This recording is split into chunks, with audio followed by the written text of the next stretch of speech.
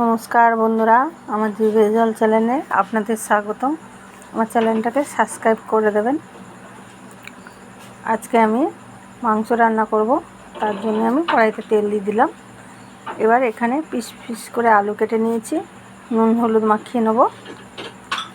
এবার আলুটা কড়াইয়ের মধ্যে দিয়ে দিয়েছি, দিয়ে ভেজে নেব, লাল লাল করে ভেজে নেব। আলুগুলো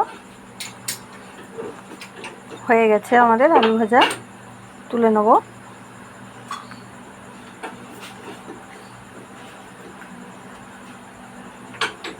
এবার এখানে রসুন আর আদা বাটা হলুদ দিয়ে কড়াইয়ের মধ্যে দিয়ে দিলাম। আদা বাটা, হলুদ কেন দিলাম, এবার পেঁয়াজটা দিয়ে দিচ্ছি। হলুদ কেন দিলাম, একটুখানি কড়াইতে দিলেই ছিটকাবে, তার জন্য আমি হলুদটা দিয়ে দিয়েছি। পেঁয়াজটা দিয়ে দিয়েছি, দিয়ে ভালো করে নাড়ব। তারপরে এবার টমেটো কুচি দিয়ে দিলাম।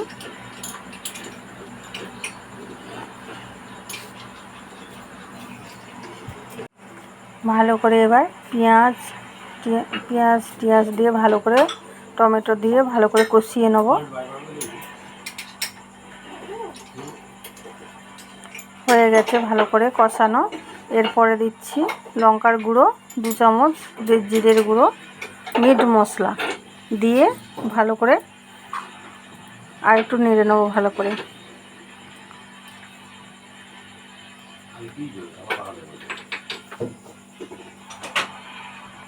হয়ে গেছে, এবার নুন দেব।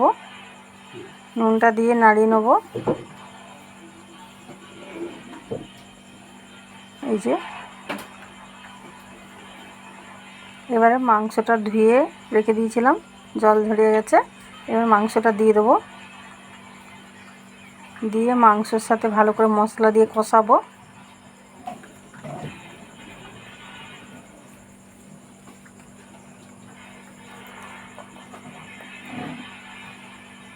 হলুদ দিয়ে দিচ্ছি আর একটু অল্প করে, তখন একটু হলুদ দিয়েছিলাম, আর একটু হলুদ দিয়ে দিলাম।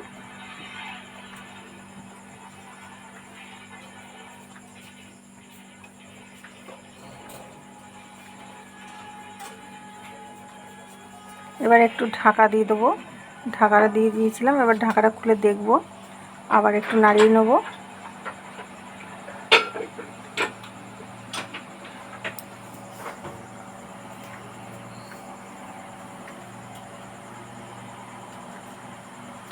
এই যে ঢাকা দিয়ে কষাচ্ছি আমি, তাহলে অল্প জল দিলে হয়ে যাবে। এদিকে আমি কাঁঠাল দানা ভাজছি একটা কড়াইতে। এই যে ঢাকা দিয়ে দিয়েছিলাম, দেখেন কিরকম তেল ছেড়ে গেছে।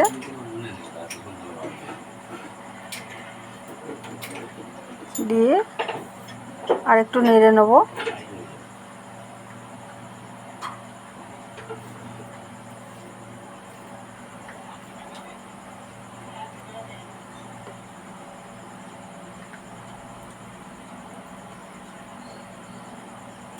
এই যে আমাদের মাংসটা প্রায় কষানো হয়ে গেছে, আর একটু ঢেকে দেবো।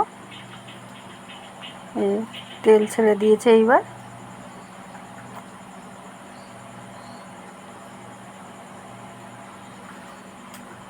এবার ভাজা আলুগুলো দিয়ে দেবো কড়াইয়ের মধ্যে। ভাজা আলুগুলো দিয়ে ভালো করে কষিয়ে নেবো আর একটু।